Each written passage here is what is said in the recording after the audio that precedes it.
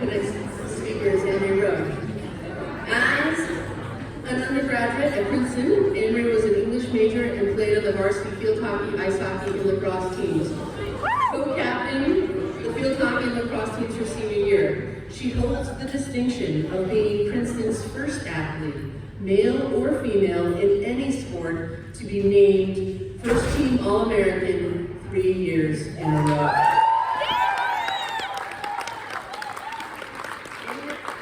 Amy's teams won 5 Ivy League championships, and she was part of one pretty special team that won the national championship in 1994.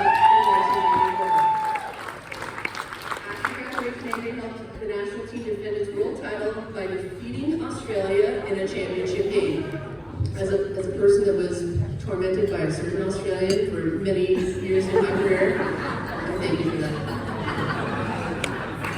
Now I'm guessing that Amy was a lacrosse player who did love the track because she competed for Reebok Boston for many years and eventually turned pro as a triathlete in 2003. In 2004, Amy was the U.S. Pro Duathlon National Champion and the top-ranked U.S. athlete, achieving a number 4 world ranking.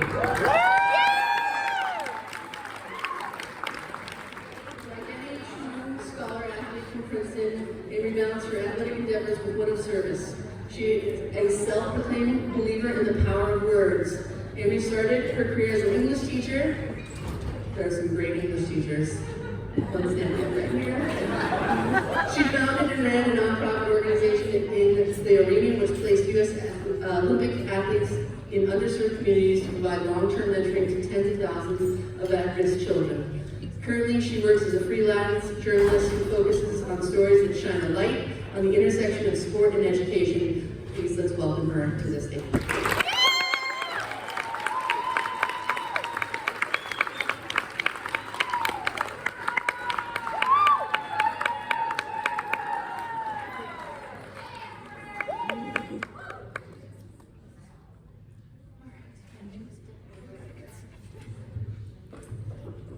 In 1675, a young Isaac Newton penned a letter to his mentor, Robert Hooke.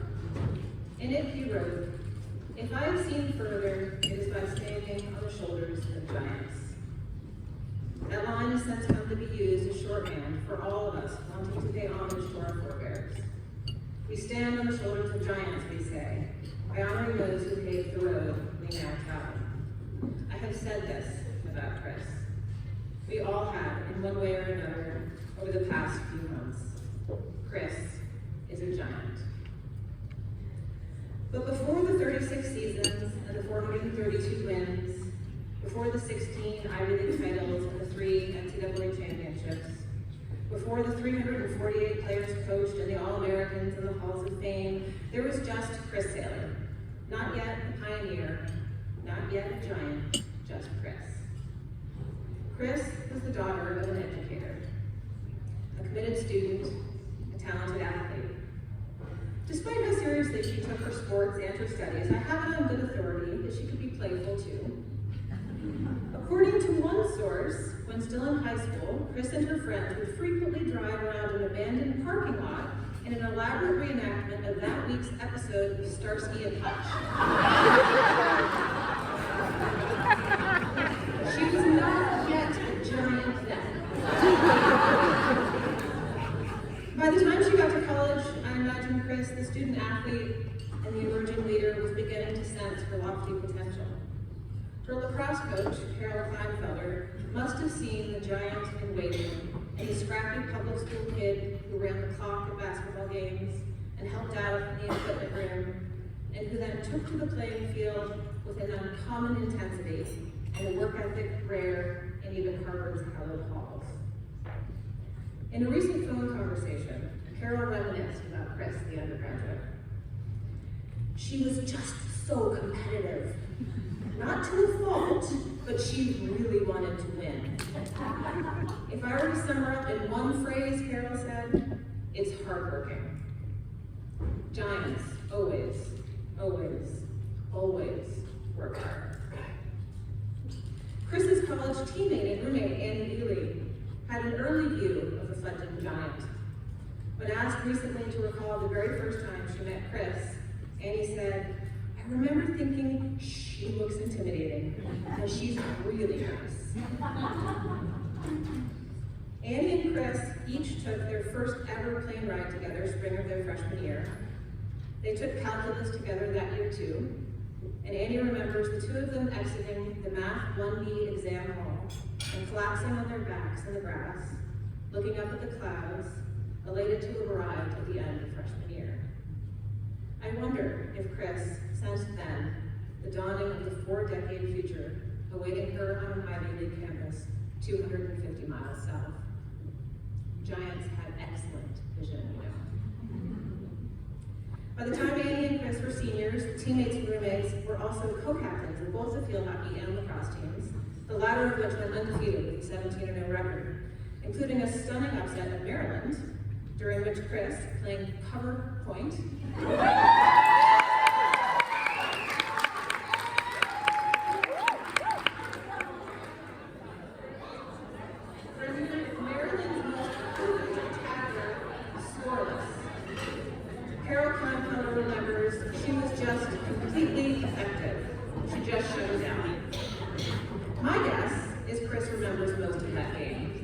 Annie says Chris remembers all of the games, always has.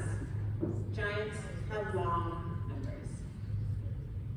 When Chris graduated from Harvard with the Radcliffe Medal awarded to the most outstanding female athlete hanging around her neck, she and Annie and a third friend, Janice, took off to tour Europe on a rail pass. They went punting on the Thames, where Chris fell in. They drank wine, too much wine, in the Luxembourg Gardens. And they visited Chris's relatives in Germany.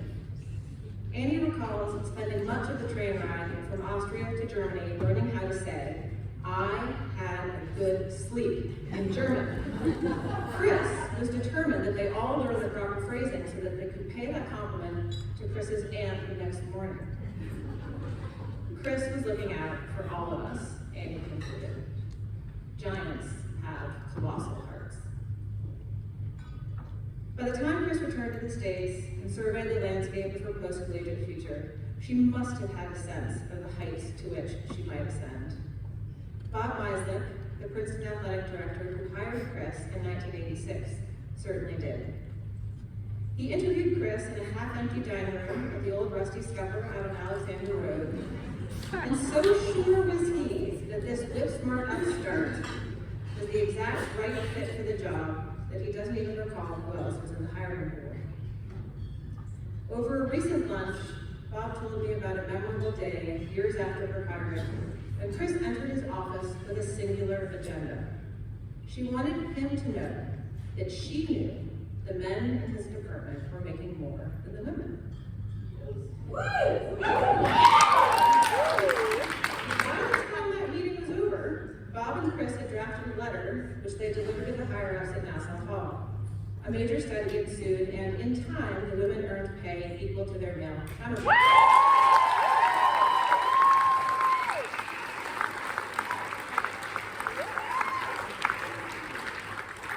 The process was quiet, incremental, and incredibly effective, and Chris was its chief architect.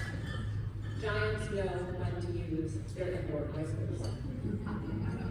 But giants have big voices too, and Chris has always liked to project hers. In doing so, she's taught us how to use ours. When Gary Walters, Princeton's 5th AD and Chris's second boss, arrived on the scene in the summer of 1994, Chris was more than half giant, with one NCAA championship already under her belt. In a recent conversation, Gary invoked Walt Whitman to describe Chris. He said she was a teacher of athletes, and indeed she was. We learned volumes from Chris. Actually, we learned volume from Chris. I remember the first time I stood tall in a Princeton defensive unit, shoulder to shoulder with Gillen Wheelock and Meg Schubert and Paige Perriello, listening to the volley of cries, "Ball, help, slide!" I mean, really, when you look back, what better lesson could a coach teach a collection of young, type A women than to stand in the center of a storm of activity and yell, "Help!" at the top of your lungs when you think you've been beat. Giants know it's okay to ask friends for help.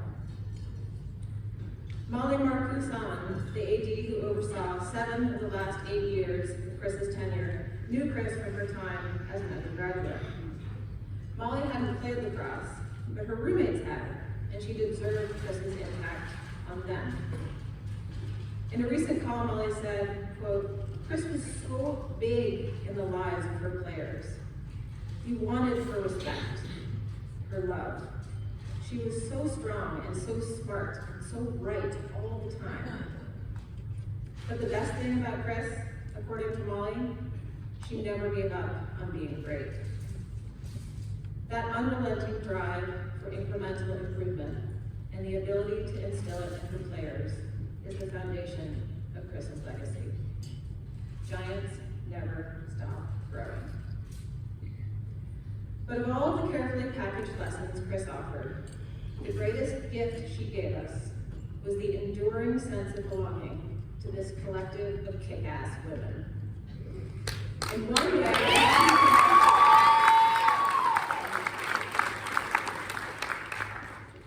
way or another, Chris picked each one of us to play on her team.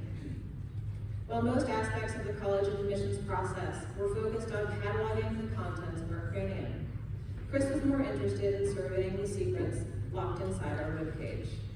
Did we have heart, grit, ambition? How tall, really, were we willing to stand? Might we be giant too? We weren't necessarily looking for a friend or a parent for Chris. We had friends and parents. They were on the sidelines in their tiger tailgate chic. We wanted a coach.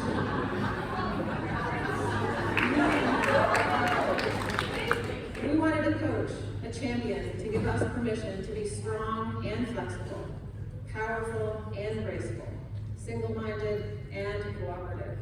Someone had to believe it before we could be it, and that someone was Chris. Chris gave us permission to be big, to take up space in the world, permission to use our voices to communicate what we wanted. She gave us permission to be better, permission to be our unapologetic best. Since the onset of Chris's tenure, every single Princeton lacrosse team has laced up their cleats at the start of the season with the knowledge that they were preparing to vie for a title. An Ivy League championship, a national championship, an opportunity to be the very best. That is a privilege, to be in constant contention, to play perennially at the highest stakes table. And if my math is correct, a full 2/3 of us graduated with at least one ring. And better yet, the knowledge that we were, for a moment in time, the best. We moved through season after season in pursuit of excellence. I imagine most of us still do. Because even though Chris is no longer our coach, she will always be our coach. That voice in our head, urging and encouraging us to keep chasing that better version of ourselves. And even though Chris is now retired, her work is not yet done. It's being done still by all of us who learned from her, in classrooms and offices, hospitals and homes, gyms and stadia. It's being done every day at the class of 1952 field under the leadership of Jen Cook and the 2023 team. It will be done far into the future by the team that takes the field 36 years from now. All of the teams between today and that future day, in one way or another, will bear the gigantic imprint of Chris Saylor's long and successful tenure at the helm of Princeton lacrosse. Some people say Chris coached 36 teams. I say she coached just one. Chris didn't set out to coach 36 seasons, or 20 seasons, or even 10 seasons. She set out to coach one season in 1987, to make that team the best that it could be. And the next year, she set out to coach one more season. One team, one game at a time, each year, a new season, a new chance to be excellent, another opportunity to be the very best. And now, at the end of 36 seasons, she can look back and say, I coached one team. I just did it 36 times. The legendary Boston Celtic, Bill Russell, was once asked how to tell if a player is any good. Russell replied, ask him how many great teams he played on. So to Bill Russell, I say, I've played on just one great team. It has 348 members and one giant of a coach.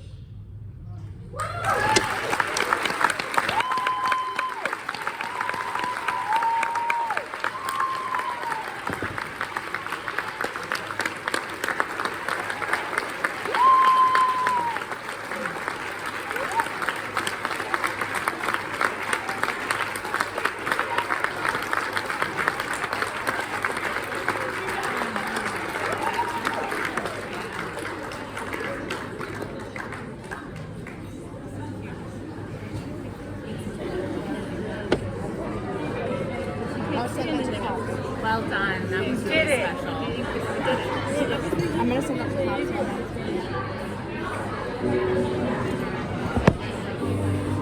You didn't even need the faces.